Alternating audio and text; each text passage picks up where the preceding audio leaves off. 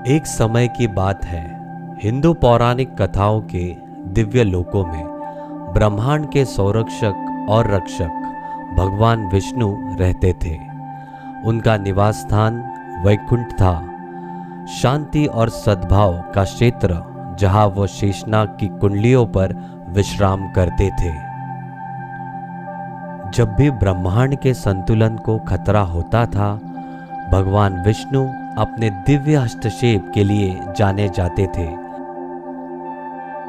ब्रह्मांड की रक्षा और धर्म को कायम रखने के लिए विष्णु जी के सभी अवतार हिंदू धर्म में प्रमुख माने जाते हैं और उनकी संख्या अनेक ग्रंथों और पुराणों में वर्णित है। आज हम विष्णु जी के उन्हीं 10 अवतारों के बारे में जानने वाले हैं जो सतयुग से लेकर कलयुग तक है। मत्स्य अवतार विष्णु भगवान का प्रथम अवतार है जो हिंदू धार्मिक ग्रंथों में वर्णित है। कहानी की शुरुआत सत्यव्रत मनु के साथ होती है, जो एक प्राचीन ऋषि और धर्मानुसार जीवन जीने वाले थे। सत्यव्रत मनु एक दिन नदी के किनारे तपस्या में लग गए और वहां विष्णु भगवान की आराधना करते रहे। एक दिन जब वो नदी में स्नान करने गए, उन्होंने एक छोटी सी मछली को देखा जो उनके हाथ में आ गई। मछली ने उनसे कहा कि प्रलय के समय समुद्र में से एक बड़ी आंधी आएगी जिसके कारण सभी प्राण नष्ट हो जाएंगे, इसलिए उन्हें समुद्र के किनारे एक विशाल जहाज बनाने की सलाह दी।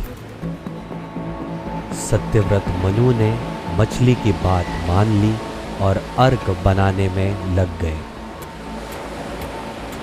जब प्रलय आई, समुद्र ने बहुत ज्यादा बढ़ना शुरू किया और सब कुछ ढांप लिया। इस समय विष्णु भगवान ने अपने मत्स्य अवतार में प्रकट होकर सत्यव्रत मनु को अर्क में सवार करके प्रलय के जल से बचाया। मत्स्य ने अर्क को अपने सिर पर लेकर उसे समुद्र के अतिरिक्त स्थल से गुजरने में मदद की। जब समुद्र शांत हुआ और प्रलय खत्म हुआ, मत्स्य अवतार ने सत्यव्रत मनु को पृथ्वी पर वापस ला दिया। इस प्रकार मत्स्य अवतार का उपदेश प्रलय से पृथ्वी को बचाना और धर्म को स्थापित करना था। यह अवतार धर्म, विनाश और पुनर्स्थान के विषय में महत्वपूर्ण संदेश प्रदान करता है, जो हिंदू धर्म के मूल सिद्धांत को दर्शाता है। कुर्म अवतार विष्णु भगवान का दूसरा अवतार है जो समुद्र मंथन के समय प्रकट हुआ था। कहा जाता है एक बार देवताओं को अपनी शक्ति पर बहुत अहंकार हो गया था। एक बार महर्षि दुर्वासा ने इंद्र को परिजात पुष्प की माला भेंट की थी। अहंकारवश इंद्र ने उस माला को ऐरावत हाथी के मस्तक पर डाल दिया। यह देख ऋषि को इंद्र पर क्रोध आ गया और उन्होंने देवताओं को श्रीहीन होने का श्राप देकर उनकी सुख समृद्धि खत्म कर दी। श्राप के प्रभाव से लक्ष्मी सागर में लुप्त हो गई। इससे सुर असुर लोक का सारा वैभव नष्ट हो गया। इस घटना से दुखी होकर इंद्र भगवान विष्णु की शरण में गए। भगवान विष्णु ने इंद्र को देवताओं और दानवों समेत समुद्र मंथन के लिए कहा। तब भगवान विष्णु के कहे अनुसार राक्षस और देवता मंथन के लिए तैयार हो गए। इसके लिए मंदराचल पर्वत को मथानी और नागराज वासुकी को रस्सी बनाया गया। देव और राक्षसों ने मंदराचल को समुद्र में डालकर मंथन करना शुरू किया, लेकिन पर्वत का आधार नहीं होने के कारण वो समुद्र में डूबने लगा। ये देखकर भगवान विष्णु ने बहुत बड़े कुर्म मतलब कछुए का रूप लेकर समुद्र में मंदराचल पर्वत को अपनी पीठ मतलब कवच पर रख लिया। इससे पर्वत तेजी से घूमने लगा और समुद्र मंथन पूरा हुआ। वराह अवतार। विष्णु के वराह अवतार की कहानी हिंदू पौराणिक कथाओं की एक आकर्षक कहानी है, जो भगवान विष्णु की वीरता और करुणा को उजागर करती है। हिंदू ब्रह्मांड विज्ञान में राक्षस हिरण्याक्ष ने कठोर तपस्या के माध्यम से अपार शक्ति प्राप्त की थी और पूरे ब्रह्मांड में तबाही मचाना शुरू कर दिया था। उसने पृथ्वी को ब्रह्मांडीय महासागर में गहराई तक डुबो दिया,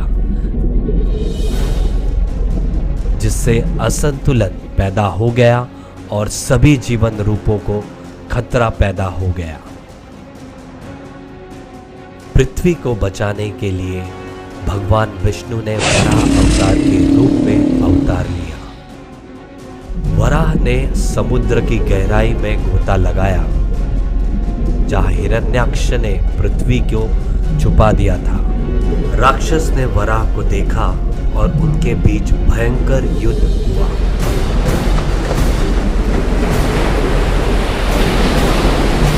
वराह की शक्ति से प्रभावित हिरण्याक्ष ने बहादुरी से लड़ाई लड़ी, लेकिन अंततः शक्तिशाली वराह अवतार से हार गया।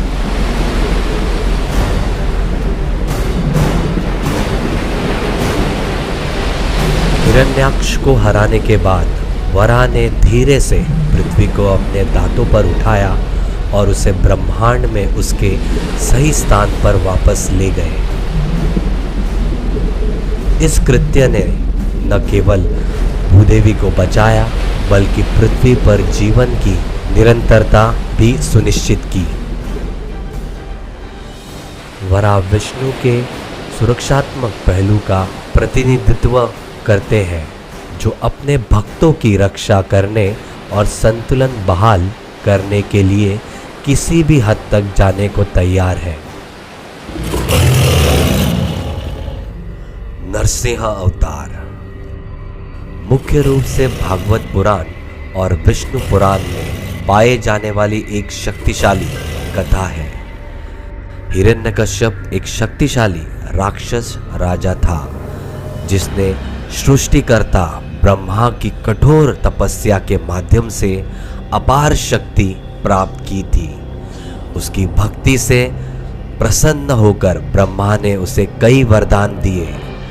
ब्रह्मा द्वारा बनाए गए किसी भी जीव द्वारा मृत्यु से प्रतिरक्षा, दिन या रात के दौरान किसी भी आवास के अंदर या बाहर मृत्यु से प्रतिरक्षा, किसी भी हथियार से मृत्यु से प्रतिरक्षा।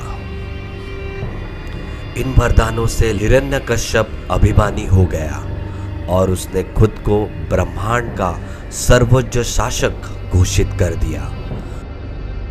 उसने मांग की कि सभी लोग देवताओं, विशेष रूप से विष्णु की बजाय उसकी पूजा करें। उसने खुद को ब्रह्मांड का सर्वोच्च शासक घोषित कर दिया। हिरण्यकश्यप का पुत्र प्रहलाद जन्म से ही भगवान विष्णु का कट्टर भक्त था। अपने पिता की चेतावनियों और उसे रोकने के प्रयासों के बावजूद प्रहलाद ने विष्णु की पूजा करना जारी रखा। हिरण्यकश्यप का क्रोध प्रहलाद की विष्णु के प्रति भक्ति को सहन करने में असमर्थ हिरण्यकश्यप ने उसे कई बार मारने की कोशिश की। हर बार विष्णु ने प्रहलाद को बचाया। अंत में हिरण्यकश्यप ने प्रहलाद से पूछा कि उसका विष्णु कहाँ रहता है। प्रहलाद ने उत्तर दिया कि विष्णु सर्वव्यापी है, यहाँ तक कि एक खंबे में भी है।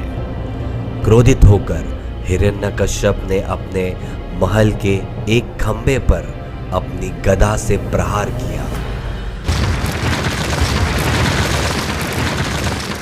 टूटे हुए खंबे के भीतर से नरसिंह प्रकट हुए।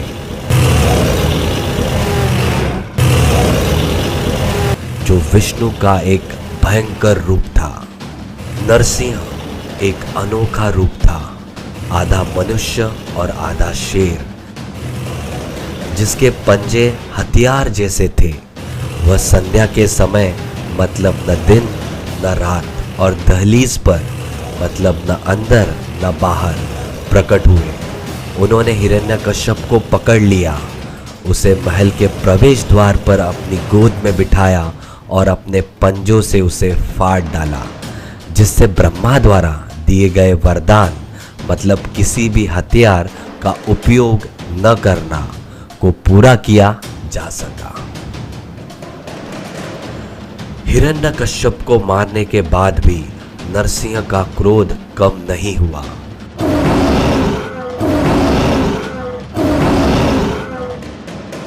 विनाश के डर से देवताओं ने नरसिंह को शांत करने के लिए प्रहलाद को बुलाया। प्रहलाद विनम्रता और भक्ति के साथ नरसिंह के पास गए। प्रहलाद की मासूमियत और भक्ति से प्रभावित होकर नरसिंह का क्रोध धीरे धीरे कम हो गया।